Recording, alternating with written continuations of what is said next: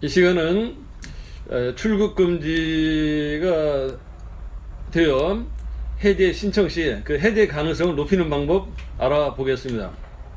어느 의뢰인이 찾아왔는데, 의뢰인은 유럽에서 명품을 수입하여 국내에 판매하는 사업을 하고 있는데, 그 수입한 명품이 가짜라고 의심을 받아 형사 입건된 사례입니다.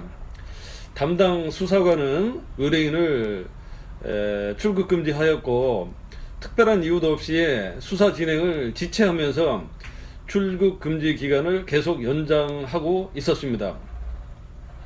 의뢰인은 본인도 피해자라며 소명하였으나 전혀 받아들이지 않은 가운데 장기간 출국하지 못해 생계에 막대한 피해를 입고 있다고 본 행정사에게 해제 신청을 의뢰한 사례입니다.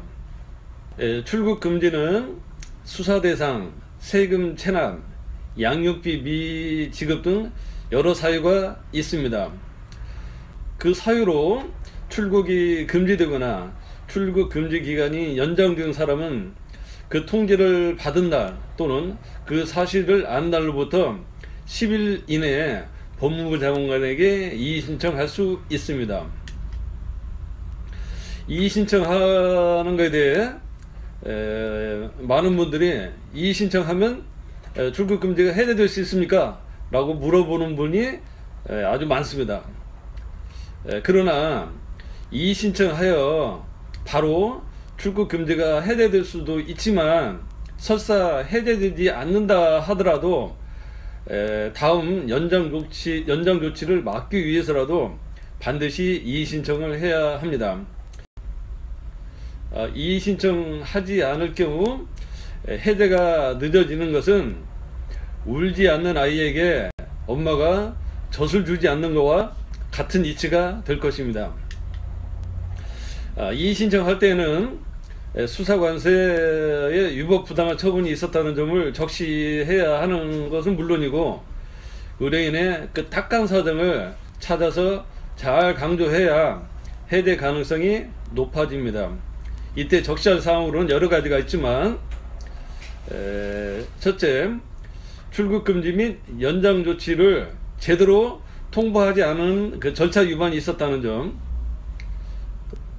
수사에 적극 협조하고 있음에도 불구하고 출국 금지를 했다는 점, 수사관의 개인적인 사정, 예를 들어서 출산 휴가, 업무 적체 등의 이유로 수사 진행이 계속 늦어지고 있다는 점, 해외에 취업 또는 무역업을 하고 있어서 출국하지 않을 경우 손해 발생이 크다는 점, 한국에 가족 또는 거주지가 있어서 해외로 도피할 가능성이 전혀 없다는 점, 출국이 늦어질 경우 회복하기 어려운 손해 발생 우려가 크다는 점, 그 밖에 인도적인 사유 등을 제시해야 합니다.